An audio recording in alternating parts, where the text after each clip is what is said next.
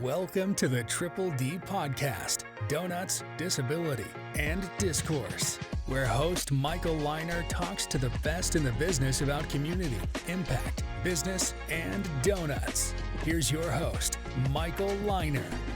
Welcome to another episode of the Triple D Podcast. I am so excited by our guest today, Sarah Gelsomino. And let me tell you why. Because you're somebody who I run into all the time, like at different lawyerly type functions, and I always enjoy seeing you. You're so bright and colorful and fun. I love going to the party that you have every year, the summer solstice. But it's always like in a group setting. I've never really had a chance to talk to you, even though you're always so fun in the group setting. You are the type of, another reason I'm so excited you're here is you have the type of law practice that I think so many people go to law school wanting to have.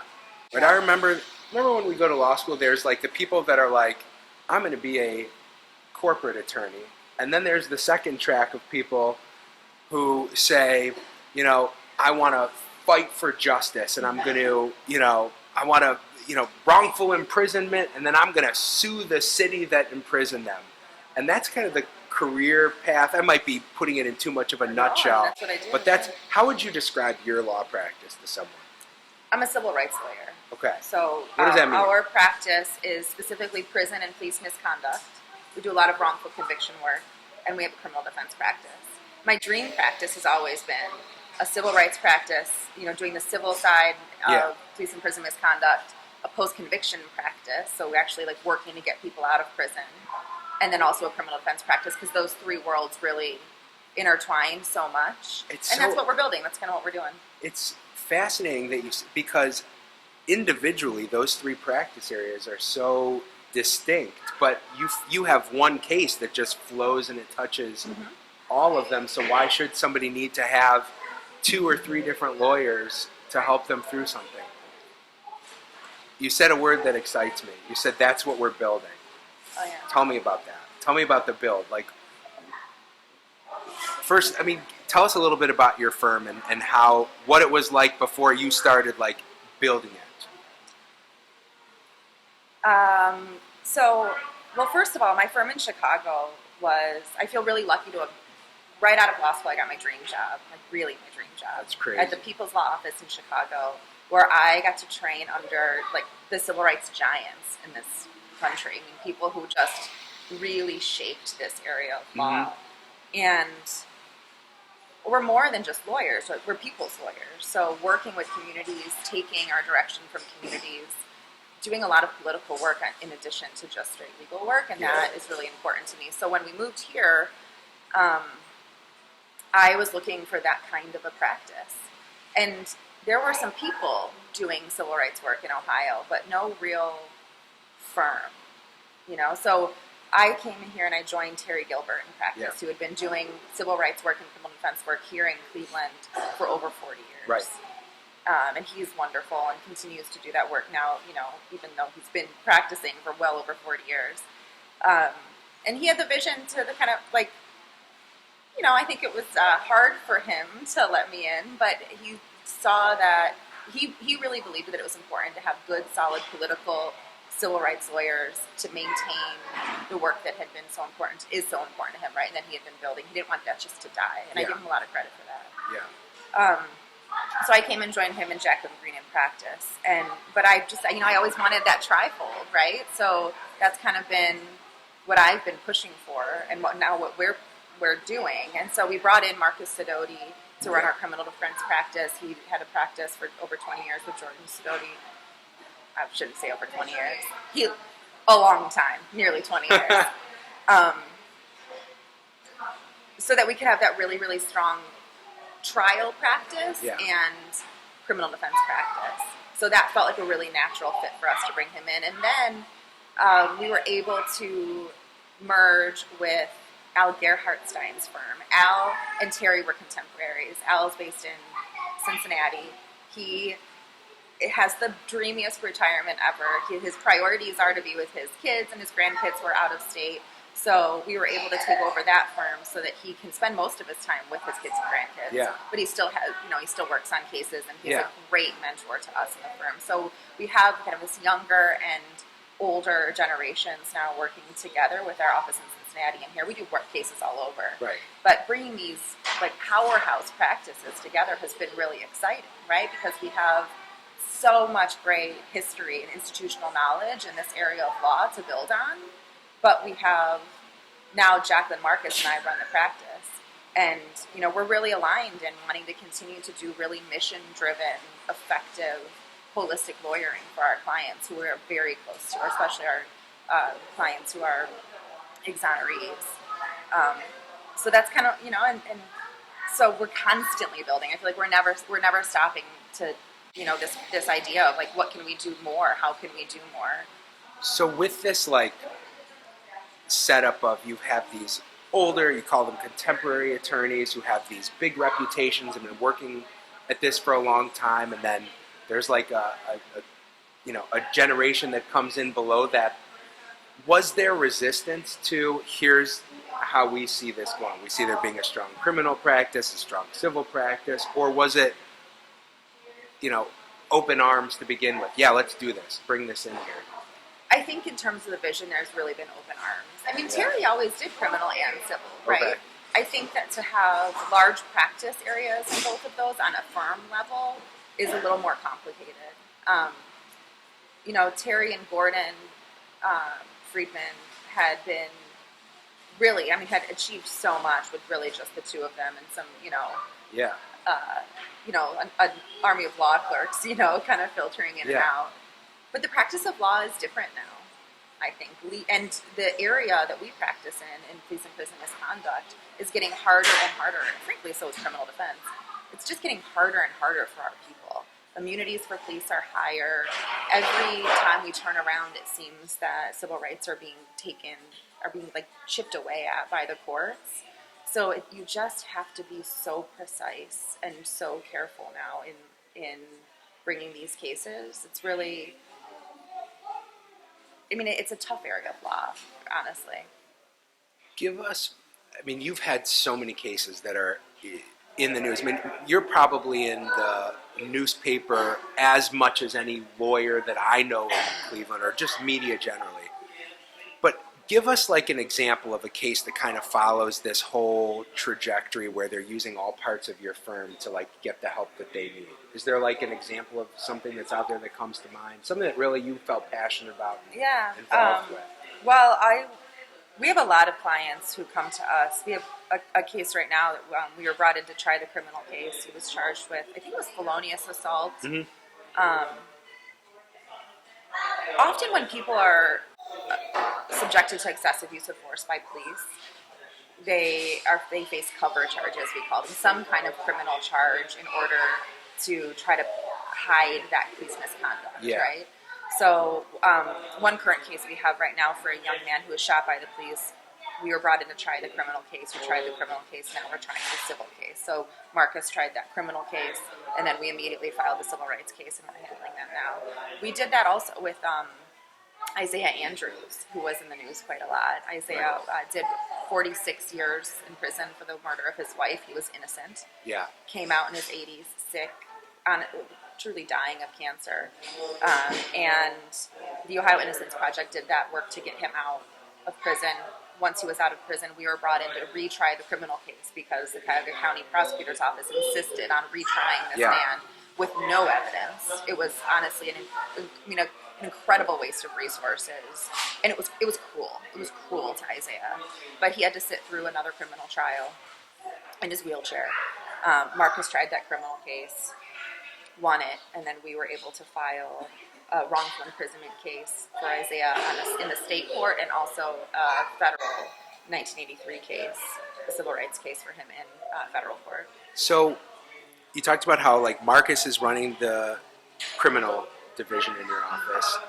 You're more focused on the civil litigation piece.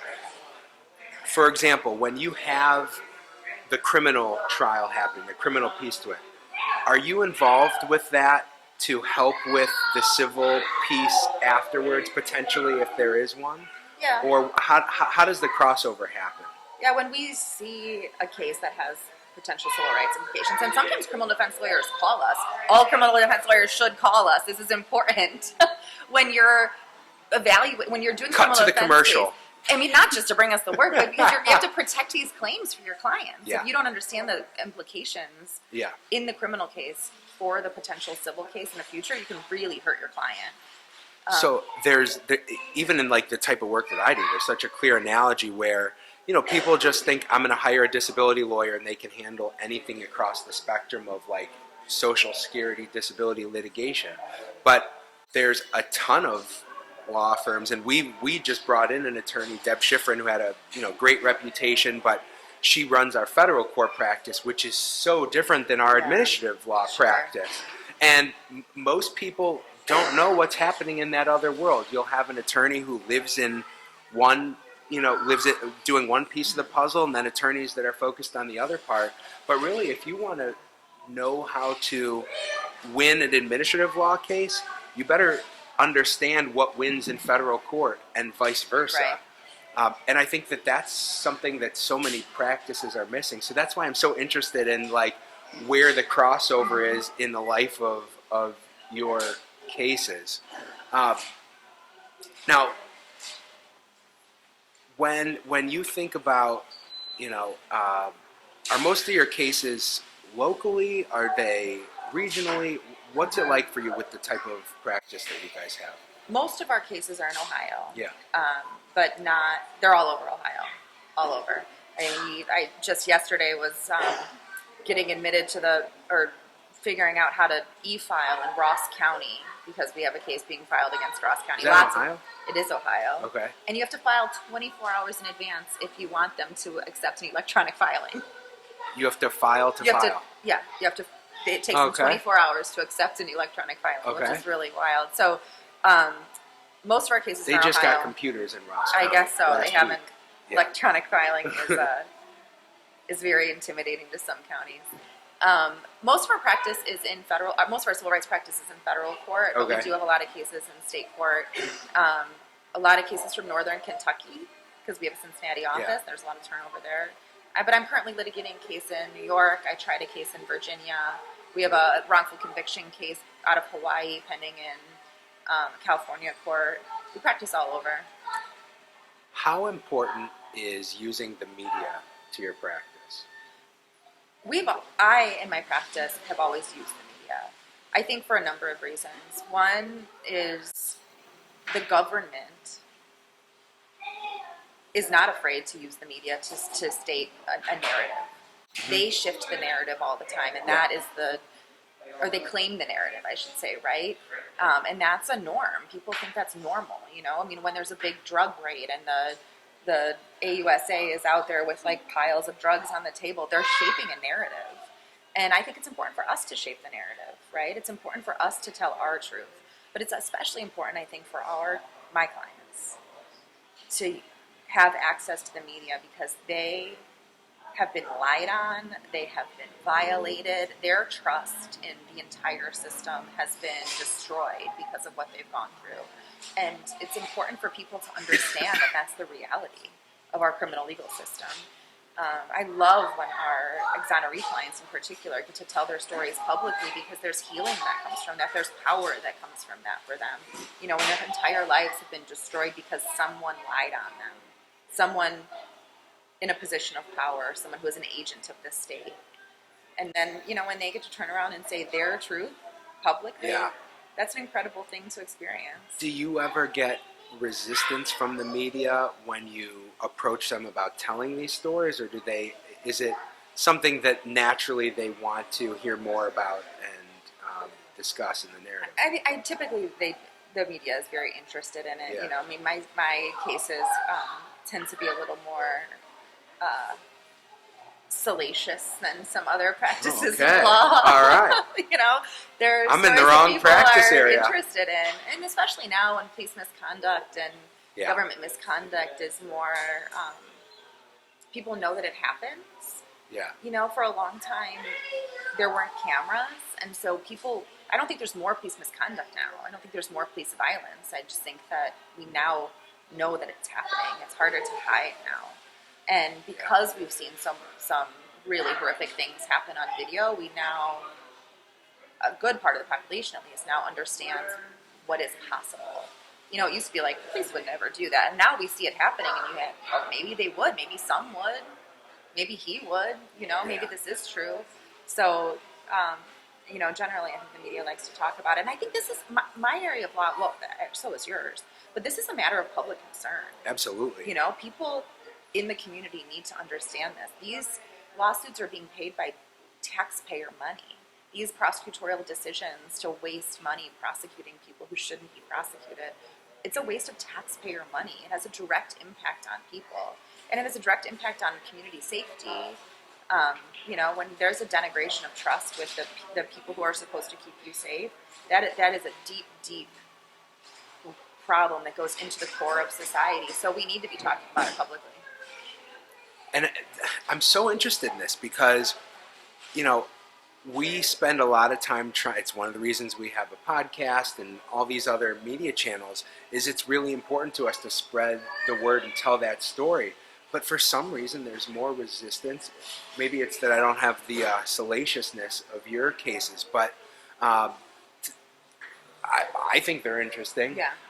But, you know, there's this government system that is set up intentionally in a way to make people fail. Right. And we're like the warriors trying to put the clients on our backs and carry them through this process. But, like, we want to tell that story because it's Clevelanders, it's Ohioans. I mean, we have a federal practice, so it's people all across the country, and you know, we represent people all over that are being harmed. But it's like hard to get that story told, and it's so frustrating for us. But I agree with you. When we do bring our clients into that media narrative, it does make them feel a little bit relieved. And when you first interact with your clients, so you might come to them and you're working on the criminal piece first. Is there like a resistance that they have to working with a lawyer? I mean, are they skeptical, or are they like, just somebody's willing to help me? Oh, everyone's different. Yeah. But I don't think at the beginning people are as skeptical. Our cases take a long time. I don't know how long yours take. How long does one of your cases take? I mean, I tell people to be ready for 5 to 10 years. It's not. I mean, a disability case, an average disability case takes 2 to 3 years. But if we have to go to federal court, I mean, I have cases that take a decade. Yeah, easily. right. So do we. So at the beginning, this is why I always tell people, if there's you got to feel good about your decision for a lawyer. You just have to have like a gut trust feeling. If you don't feel that, then you need to find another lawyer because it's a long journey. It's a marriage. Right? It's like, and it's intense, and you are going to have some hard times together in the course of that litigation, and really honest conversations, and I'm going to end up telling you things you don't want to hear. Yes. Right? Yes. And I don't want to have to say, right, but that's just kind of the barriers that we face are so great along the way, right?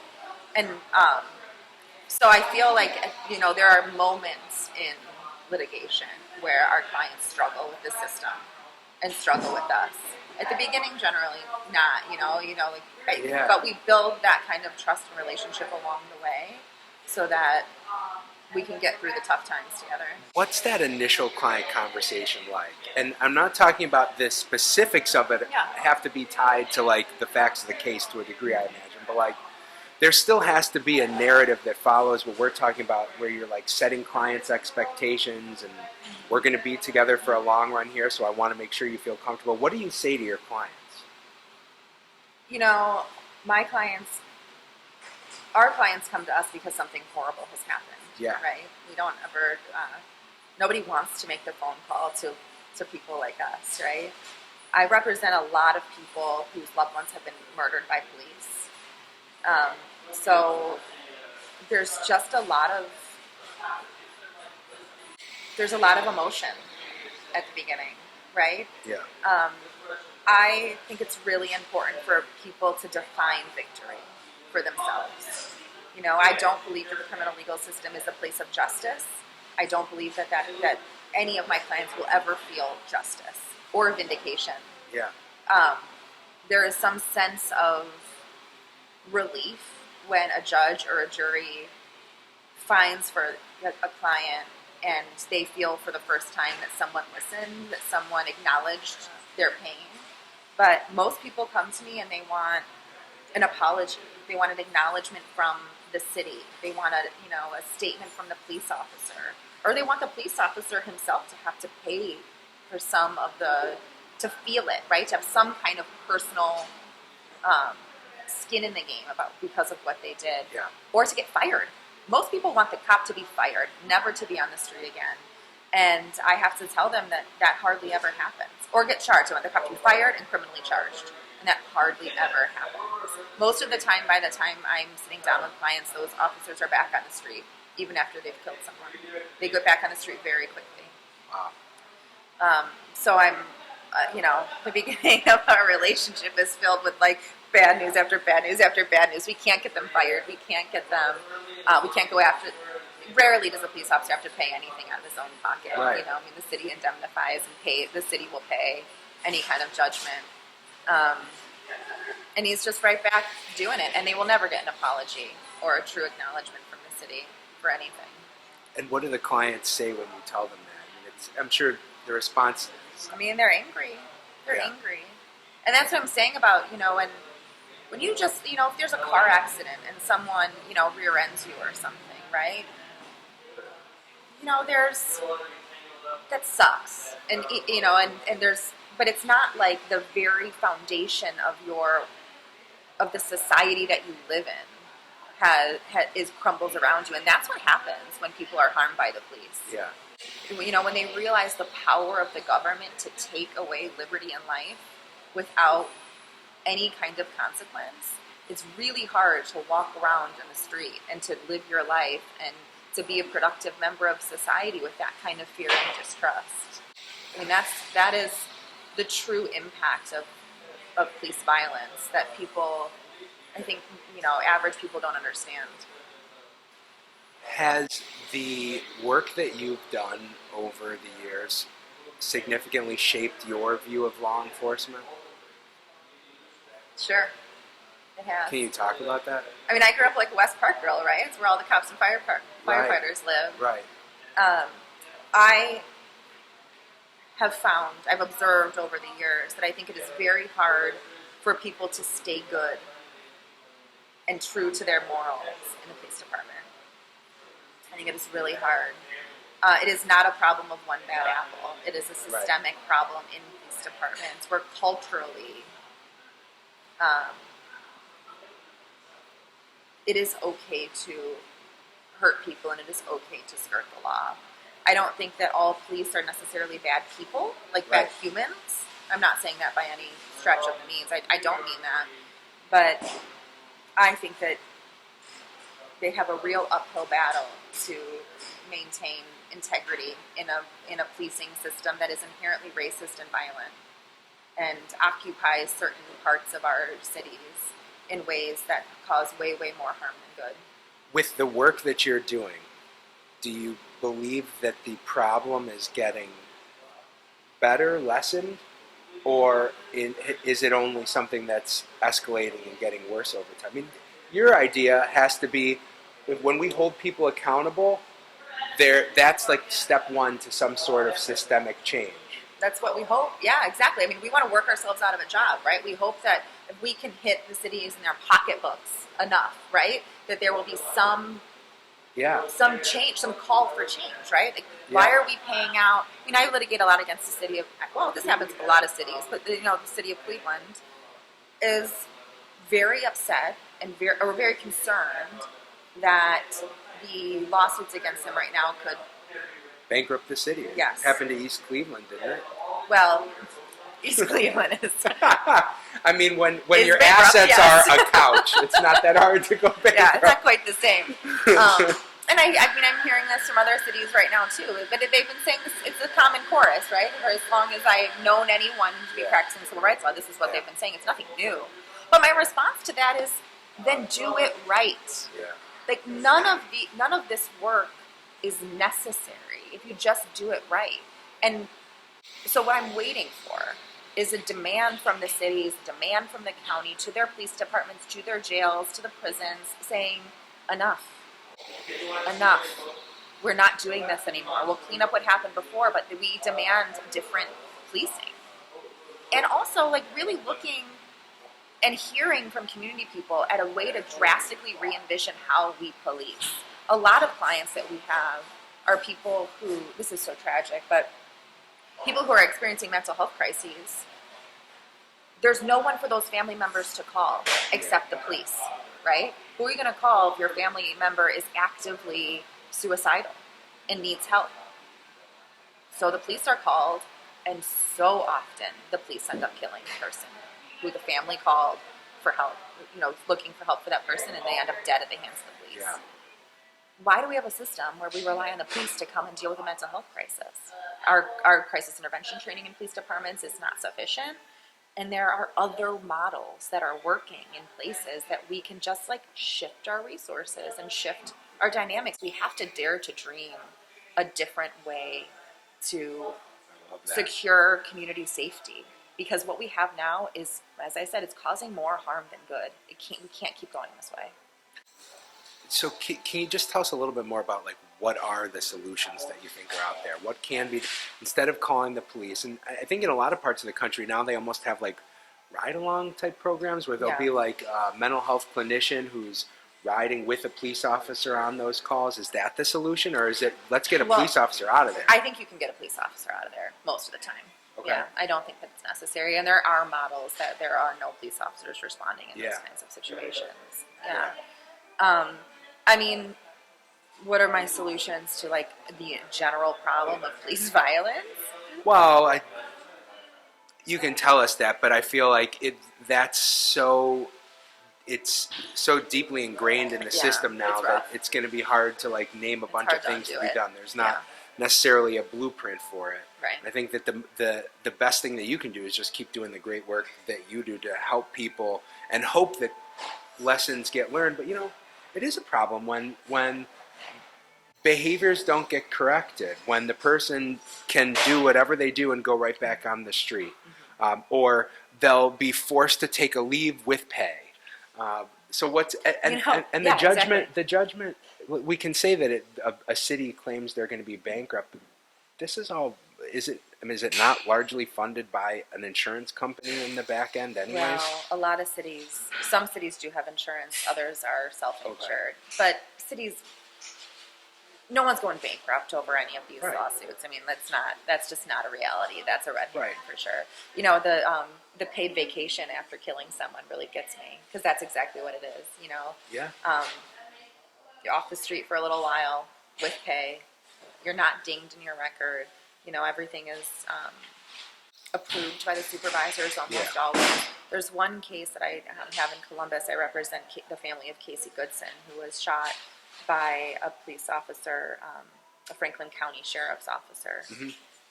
And in that case, interesting actually, it's one of the rare occasions where the officer's actually being charged with killing Casey, which is incredible.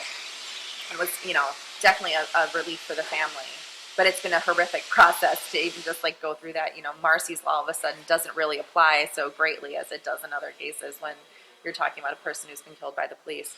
But that sheriff's officer is actually recorded before he shot Casey making this incredible comment about how, if force is used, he said some crazy stuff about using force, but then said they'll take the vacation.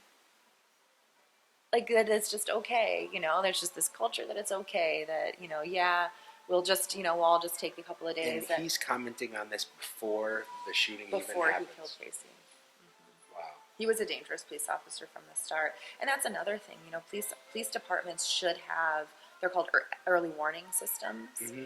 An effective early warning system in place looks for, red flags. Yeah. Looking for red flags, and they exist. Most police officers don't kill anyone. Some police officers kill multiple people. Some police officers go their whole career without firing their gun, and others are pulling it out all the time. Like there are. Not everyone should be a police officer. you know? And so early warning systems can be put in place to try to catch that before the really bad thing happens. So there are tools available. Yeah. It feels like that would have to be one of the most effective ways of at least limiting police violence and police brutality is by having a tougher screening process. I just wonder if there's a lack of people that want to go into that line of work to begin with. I mean, realistically, it's not a particularly high-paying job when you think about the risk that there are real risks involved with being a police officer, and it's not necessarily being shot by somebody. It's getting in a car crash from a high-speed chase. I mean, I remember when I worked at a workers' compensation law firm, we had a ton of police officer clients, and it wasn't from like, you know, it was a car accident that they were all in, because it is dangerous work. Yeah. Even when it's done right. Even when it's done right. Sure. Yeah. So it's just hard to get the right people in there, because how do you get people who are smart, mentally strong, not afraid of the potential risks and dangers of the job? Oh, and by the way, they're willing to work for $70,000 a year. Maybe. That might be on the high end of what a police officer even makes. I don't know. Yeah. It's hard. Different departments, Yeah, and then, you know, once you get the people in, they have to be trained right, and they have to be supervised right, and the culture has to be right. Yeah. Right. Well, but you or I mean, we have ethics. We have to report to a board, right? Yeah. Who evaluates our ethics. Police don't have anything like that. I mean, I think that would make a huge difference if police had to maintain a license like that. Yeah. So you had an ethics board that like was really, ongoing education that was required of them. Yeah, like I mean, we've got to do CLEs. They do have training. Yeah. Do we live in a safe city relative to, and I'm specifically thinking about the work that you do.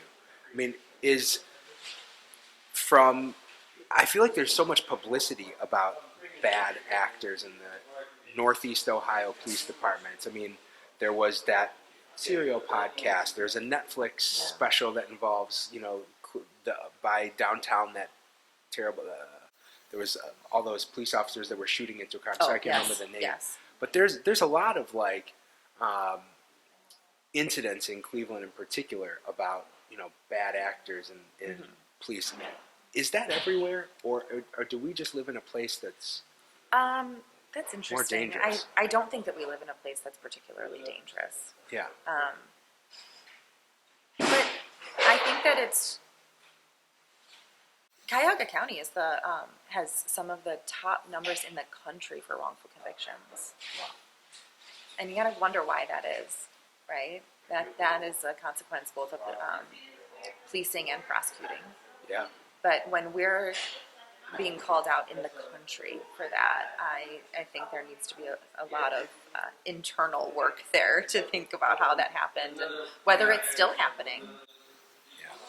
Well, this is the fascinating conversation that I knew that we would have when you agreed to join us, and I'm so grateful that you came and offered some of your time, because I know you have a busy schedule, but now's the part of the podcast that I get excited about every week. Donut time?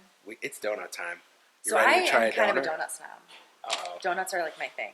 Really? Yeah. How come you never told me that before? I didn't know that we shared this interest. Oh. All right, well, let's try what is your Goldie's. favorite donut, by the way? I feel like I'm about to let you down. Well, I mean, Kind of donut. Goldie's. I don't know. I can't say that. I'm not going to be disappointed, I don't think. Okay. What is my favorite kind of donut? I like an old-fashioned, or I like glazed. Okay, well... Yeah, I don't like a lot of luckily, sprinkles or a lot of extras. I didn't do that for you, Sarah. No. We have the traditional glazed donut here. Right. Which is on your list. I'm going to let you reach in there and pull one out. We'll do a little donut cheers, and we'll sample what Goldie's has to offer us. Ooh, Can't wait. Here we go. Or really good. It is really good. In your donut snobbery. No, I like it. Yeah, I do. I think so too. It's got a great glaze on the outside. It's sweet, but not too sweet. I think it's That's what I offset like by, about it. Yeah. Sometimes I have a glazed donut, and it's like, I need some water. Blows me back, but this is I actually... love how it melts. Me too. Me too. Melts in my mouth, not in my hand. That's good. Yeah. Thank you. Well, again, thank you so much for joining us, and I'm just grateful for your friendship and also for your time and joining us and sharing same. It was fun your to chat. awesome career stories with us. Thank you. Yeah, thank you. Thanks for listening to the Triple D Podcast, Donuts, Disability, and Discourse. Rate, subscribe, and tune in next week for more discourse and donuts.